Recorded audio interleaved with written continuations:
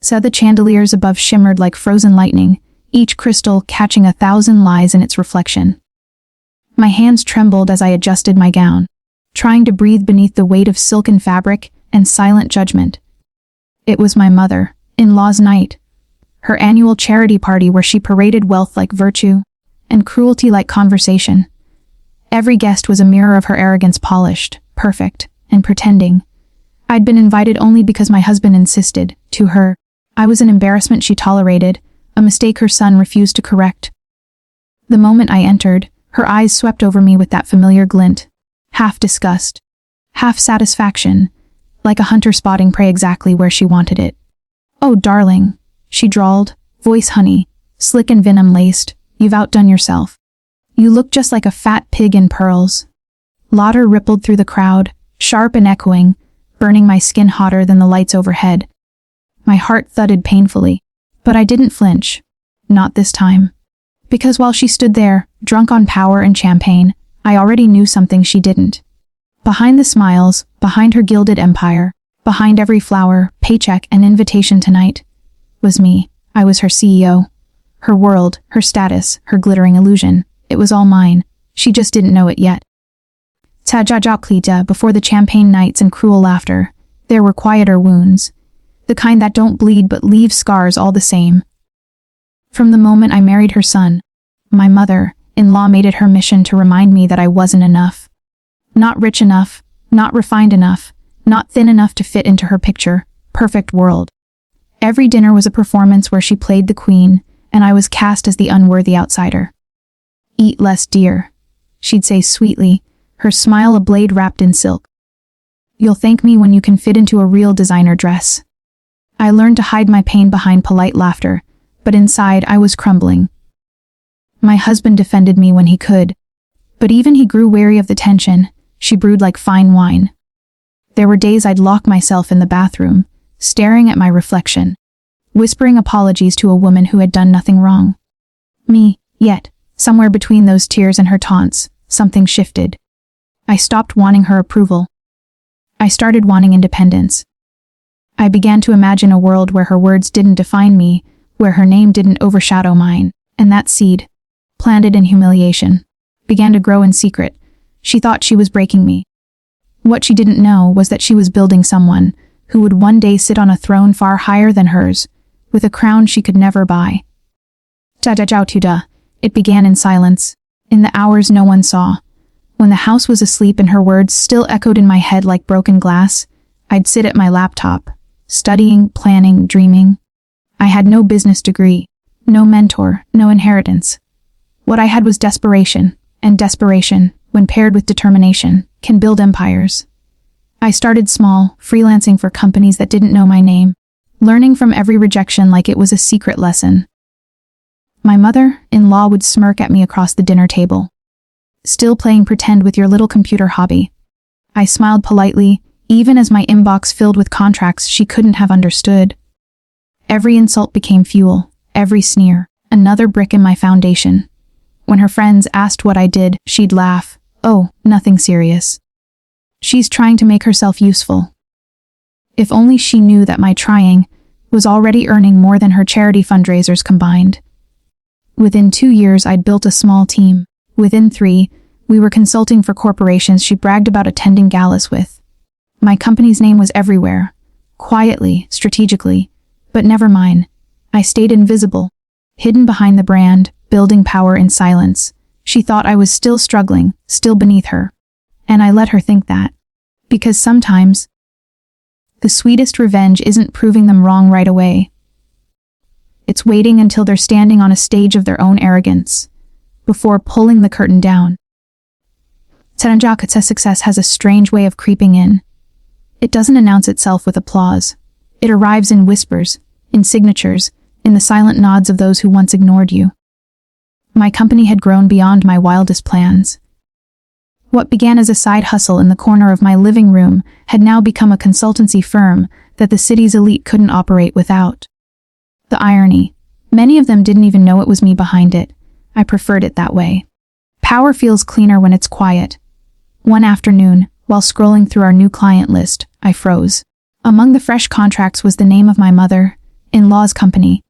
The same empire she flaunted, the same firm she claimed no one could run like her. Apparently, she'd been struggling. Competition, poor management, and outdated methods. My company had been brought in to modernize her operations.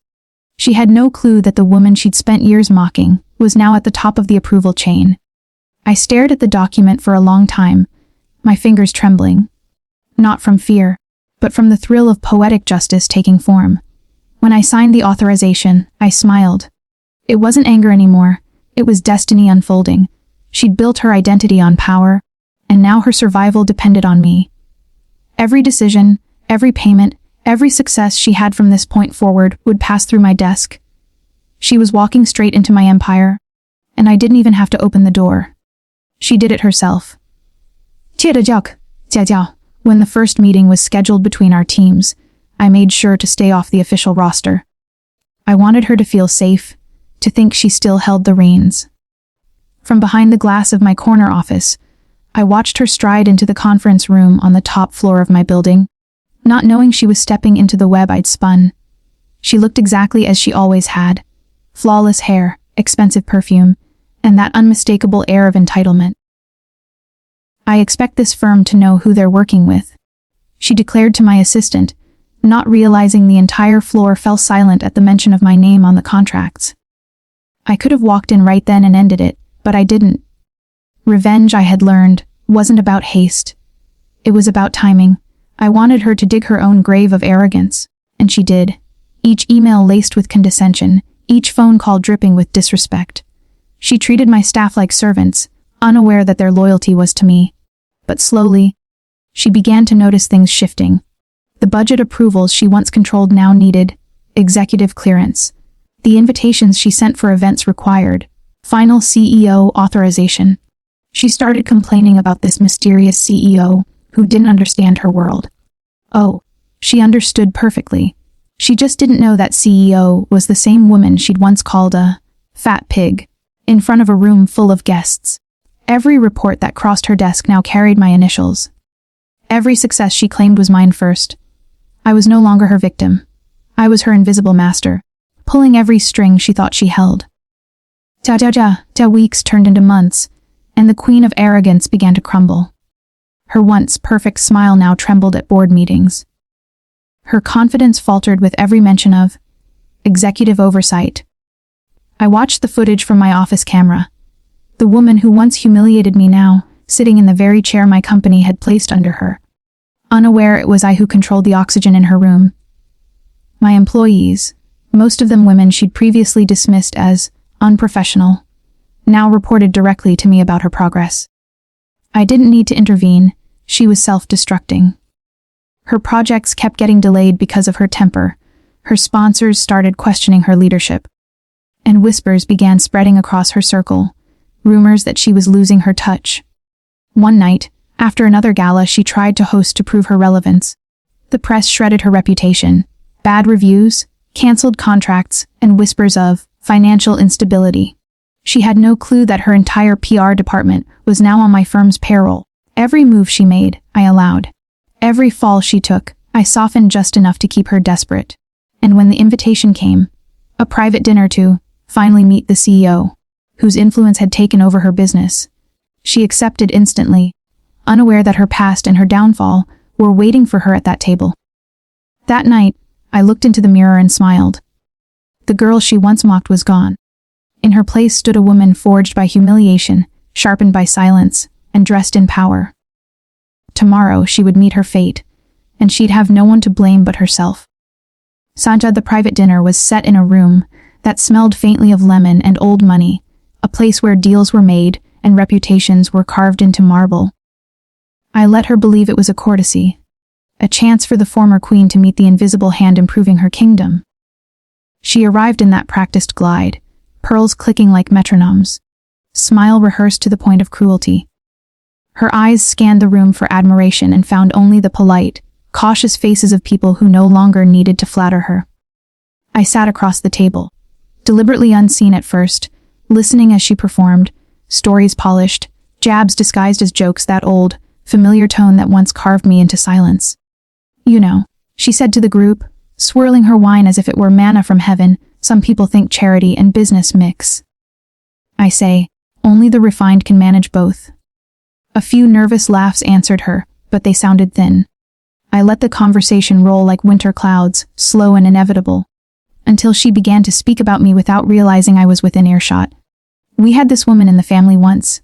She cooed, always overeating, always dreaming. Poor thing. She tried to be important. You should have seen her husband defend her. So pathetic. The room tightened. My chest felt like a drum about to snap. Instead of rising then, instead of slamming my plate down and exposing myself to her ridicule, I let a smile bloom, sharp, controlled, because I had learned the power of timing. I stood when the dessert plates arrived. The table's candles, catching the edge of my silhouette like a stage light, and I walked slowly to the center of their circle, as if I had nowhere else to be. Her eyes finally found me and narrowed in triumph, certain she had summoned me like a spectacle. Oh, look who decided to join us, she sneered, voice loud enough to carry the applause of her own cruelty. I raised my head, let the silence swell, and then I said, simply, good evening. The effect was immediate. Forks paused midair. A silver spoon chimed against porcelain, and I felt the collective intake of breath. Then, with a calm that felt like ice, I pulled a file from my bag. The contract that bore her company's letterhead. The authorization page signed with the quiet confidence of a woman who had spent years becoming what people mocked. I thought you might like to see how we've been improving things, I said, and handed the papers to her finance director, who sat rigid as a statue. His eyes flicked to the signature and then to her. The color drained from her face like water from a sponge. For the first time, the Queen's script faltered. The words she'd sharpened for a lifetime failed her lips. Around us, polite interest curdled into stunned silence and then into the soft, unstoppable rustle of betrayal being rewritten. She stood, clutching a napkin as if it were a lifeline, and I watched. Not gloating, but steady, while the woman who had spent years teaching the room how to laugh at others learned, in the quietest, most public way, that her laughter had a bill, and that bill now carried my name. Ta-da! For a moment, the room stood frozen, as if time itself was holding its breath. The laughter, the clinking glasses, the background music, all of it died under the weight of her disbelief. My mother-in-law's painted smile cracked, piece by piece, like porcelain under pressure. This is a mistake, she stammered, her fingers trembling as she flipped through the papers. You can't be. I took a slow step forward, my heels echoing like gavel strikes against the marble floor. The CEO. I finished for her, my voice calm but edged with steel. I can and I am. Gasps fluttered around the table. Someone whispered my company's name. Another quietly muttered, she's the founder. My mother-in-law looked around for rescue, but none came. Even her closest allies were already recalculating their loyalties, their eyes flicking between us like stock traders watching a market crash. Ta-ta, I didn't need to raise my voice. Power doesn't shout, it settles. You know, I said softly. It's funny how life circles back. You called me a fat pig at your party. Humiliated me in front of people I respected. But here we are. You stand on my payroll, your company breathes because I allow it. Every gala, every project, every salary. I paused, leaning in just slightly, comes from my signature. Tiara, her lip trembled. The old arrogance had vanished, leaving behind a frightened woman stripped of her crown. You planned this, she whispered. No, I said, smiling faintly. You created this, every insult, every smirk. You built the woman standing in front of you. I just finished what you started. Ta-ta, the silence stretched, thick and electric. Cameras flashed. The press had started to notice. The whispers of a CEO confronting her former abuser had already begun spreading across the room. And when the first headline would break the next morning, it wouldn't be about her success or her beauty. It would be about her fall. Ta-ta, she sank into her chair, her face pale, her voice barely a breath. You've ruined me. I straightened, my calm returning like a tide. No, I said. You ruined yourself. I just gave you the mirror. Ta-ta, as I turned to leave, the applause began, soft, hesitant at first, then stronger. Louder, until it filled the room with a strange, poetic justice. And for the first time in years, I didn't shrink. I didn't hide. I walked out tall, every step echoing the sound of the past finally breaking free. The headlines the next morning were merciless. Socialite humiliated at her own dinner. CEO revealed as former daughter-in-law. My phone buzzed nonstop. Investors, journalists, old classmates. Even distant relatives who had once ignored my existence suddenly wanted interviews. Congratulations, quotes. I turned them all down. I didn't need noise anymore. I had my peace. My mother-in-law, on the other hand, had lost everything she'd ever built her world upon. Image, respect, control. Within 48 hours, her sponsors pulled out. Her partners distanced themselves, and her board demanded she step down. Every publication that once worshipped her now printed her downfall in bold letters. The same photographers who used to chase her for beauty shots now chased her for scandal. I should have felt triumphant. I told myself I would. But watching her empire crumble from the window of my high-rise office didn't feel like victory. It felt like closure. The kind that doesn't roar but exhales. I didn't hate her anymore. Hate requires energy, and she wasn't worth any more of mine. Still, there was a strange poetry in it all. The way her pride had consumed her, the way karma didn't need my rage, only my patience. A week later, I received an envelope. No return address, just her handwriting neat and trembling. Inside was a single note. I finally see what I did. I'm sorry. You deserved better. I stared at it for a long time, then folded it carefully and placed it in my drawer. I wasn't sure if forgiveness was possible, but I knew one thing.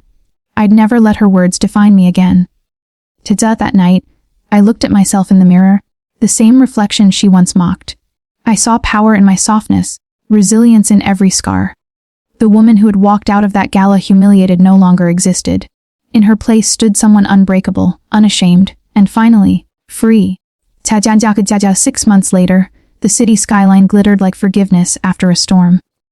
From my new office, higher, brighter, quieter, I looked down at the same streets where I once walked with my head low, clutching the pieces of my confidence after that humiliating night years ago. Life had come full circle, but not in the way fairy tales promise. It was sharper, realer, and infinitely more satisfying. I had built something that no insult, no sneer, no cruel laugh could take away. Power that didn't depend on approval. My company was expanding internationally now, with women leading every major division. Women who had once been underestimated, overlooked, or silenced just like me. One morning, during a leadership conference, I was asked to give a keynote speech on resilience. As I stepped up to the stage, the crowd rose, not because of my title, but because of the story that had reached them. Cameras flashed, applause echoed. But when I began to speak, my voice carried calm instead of pride. They said I wasn't enough. I began my words steady and clear, too emotional, too soft, too heavy, too loud. But I learned something. The world doesn't fear weakness. It fears transformation. And sometimes the people who try to break you are only preparing you to build something greater. When I left the stage, I caught a glimpse of her in the audience. My mother-in-law, older now, quieter, wearing humility like an unfamiliar coat. She didn't approach me, but our eyes met for a brief, wordless moment. There was no malice left between us, just a quiet recognition that the story had run its course. Outside, the evening light washed the city in gold. I walked alone toward my car, heels clicking like punctuation marks on the marble floor. And for the first time, I realized revenge hadn't been about destroying her. It had been about finding me. I got into the car, rolled down the window, and let the wind tangle my hair. The same hair she once called messy. It felt good, wild, free. Somewhere between the noise of traffic and the hum of possibility, I smiled.